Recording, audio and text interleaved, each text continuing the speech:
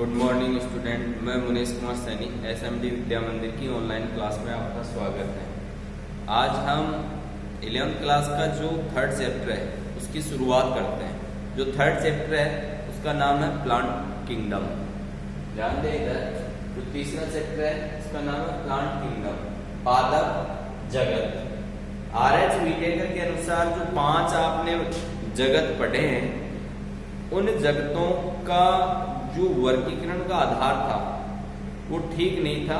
तो हम वर्गीकरण का सही आधार मानते हुए हम प्लांट किंगडम पढ़ने वाले हैं, पादप जगत पढ़ने वाले हैं और इसके कैरेक्टर पढ़ने वाले हैं। तो पहले तो आपको याद करना है कि जो प्लांट किंगडम है, तो प्लांट किंगडम के जीवों की क्या विशेषता होती है। तो आपने पहले भी पढ़ा होगा प्लांट किंगडम में कि प्लांट जो होते हैं ऐसे जीव होते हैं जिनमें क्लोरोफिल पाया जाता है। पहली विशेषता तो इनकी ये है कि क्लोरोफिल पाया जाता है। तो क्लोरोफिल पाया जाता है, तो क्लोरोफिल होने के कारण ही ये प्रकाश संश्लेषण करते हैं। अब प्रकाश संश्लेषण करते हैं तो अपना भोजन स्वयं बनाते हैं, और प्रकाश संश्लेषण के द्वारा अपना भोजन स्वयं बना रहे हैं, अतः इनको स्वपोषी कहते हैं। तो प्लांट किंगडम में ऐसे जीवों को रखा गया है जो स्वपोषी हो, ऑटोट्रोपिक हो, प्रकाश संश्लेषण करते हो, क्लोरोफिल युक्त हो, कुछ अपवादों को छोड़कर।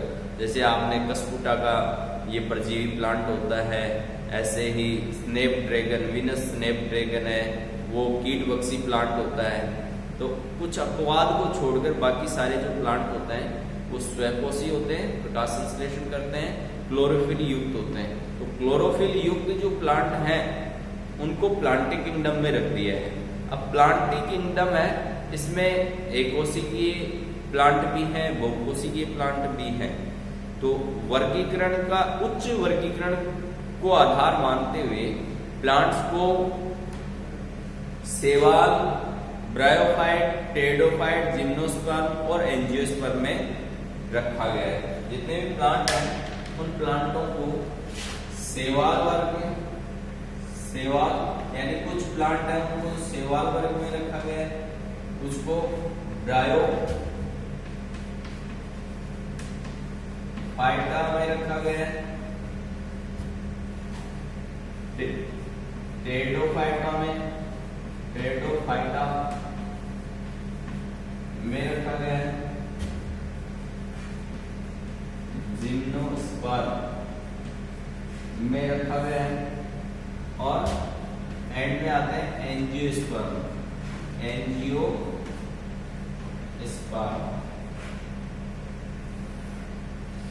ब्रायोफाइटा, टेरिडोफाइटा, जिम्नोस्पर्म और एंजियोस्पर्म ये प्लांट की कैटेगरी है।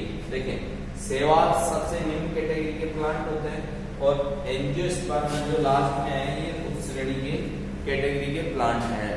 जैसे जैसे हम आगे बढ़ते जाते हैं वैसे वैसे इनमें वेल डेवलप कैरेक्टर पाए जाते हैं।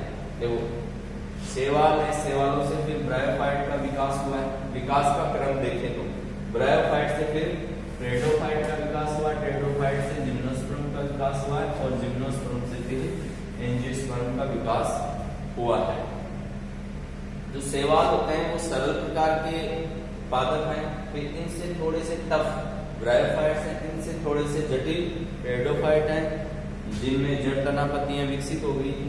टेरिडोफाइट से बाद में जिम्नोस्पर्म जिनमें बीज विकसित हो गए थे, फिर एंजियोस्पर्म जिनमें बीज भी बन गए, फल भी बन गए, फूल भी बन गए, यानी कि सुविकसित प्लांट एंजियोस्पर्म में ही आते हैं। वर्तमान में पृथ्वी पर देखते हैं अधिकांश जो फसली पादप, सभी फसली पादप और अधिकांश प्लांट एंजियोस्पर्म की कैटेगरी में आते हैं। तो इस लेसन में हम शैवाल, ब्रायोफाइट, टेरिडोफाइट, जिम्नोस्पर्म, एंजियोस्पर्म पढ़ेंगे।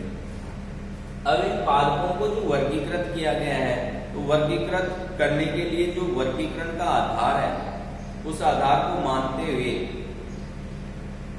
वैज्ञानिकों ने अलग अलग समय में इनका वर्गीकरण किया।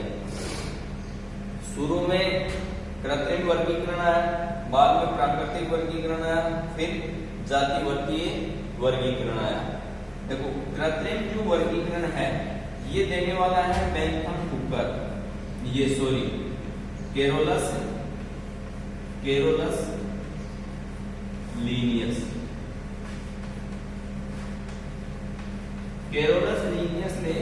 कृत्रिम वर्गीकरण किया और प्लांट को या जीवों को कुछ बाह्य लक्षणों के आधार पर, पादपों को या जीवों को कुछ बाह्य लक्षणों के आधार पर उनको वर्गीकृत किया। सामान्य लक्षणों को यानी कायिक लक्षणों को और कुछ उमंग के लक्षणों को आधार मानते हुए पादपों को वर्गीकृत किया, लेकिन ये वर्गीकरण है ज्यादा बेस्ट नहीं था। इसके बाद में आया है प्राकृतिक वर्गीकरण। जो प्राकृतिक वर्गीकरण है इसमें बाह्य लक्षणों के साथ साथ आंतरिक लक्षणों को भी आधार माना है।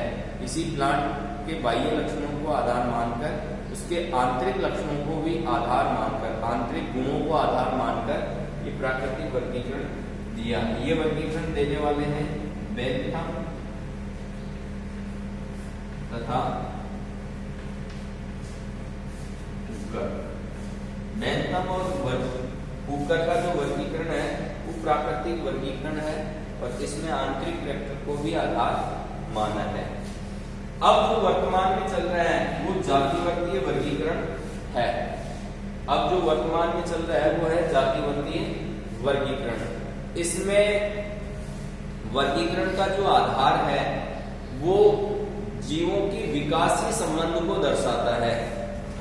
ध्यान दें, जीवों का जो विकासीय क्रम है उसको आधार मानते हुए वर्तमान वर्गीकरण है जिसको जातिवर्तीय वर्गीकरण कहा जाता है, जो विभिन्न जीवों के विकासीय संबंधों को आधार मानते हुए वर्गीकरण बताता है।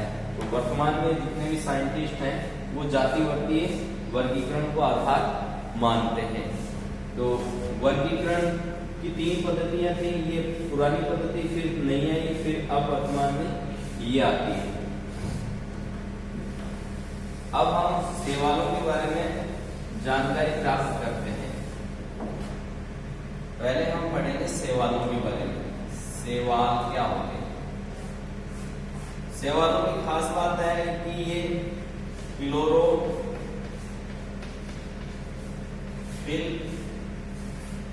युक्त होते हैं। ध्यान दें, क्लोरोफिल इन सब में पाया जाता है, तो ये करेक्ट तो कॉमन हो गया है, ठीक है। इनका शरीर है वो थैलस टाइप का होता है। थैलस टाइप का मतलब होता है कि इनमें जड़ तना पत्तियों का अभाव होता है, जड़ तना और पत्तियां नहीं होती हैं। ये एक कोशिकीय भी होते हैं, सूक्ष्म छोटे एक कोशिकीय, एक कोशिकीय। अब एक कोशिकीय जो शैवाल है उसका उदाहरण है क्लेमाइडोमोनास, क्लेमाइडोमोनास।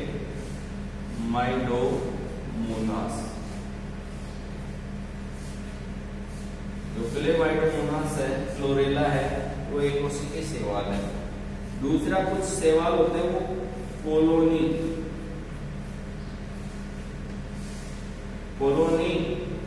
टाइप में रहते हैं, यानी कॉलोनी बनाकर रहते हैं। तो जो कॉलोनियल शैवाल है उसका उदाहरण है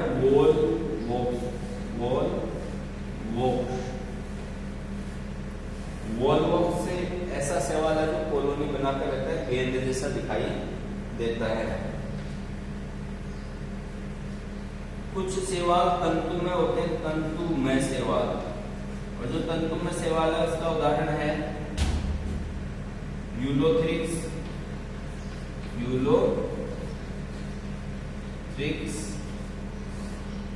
स्पाइरोगायरा,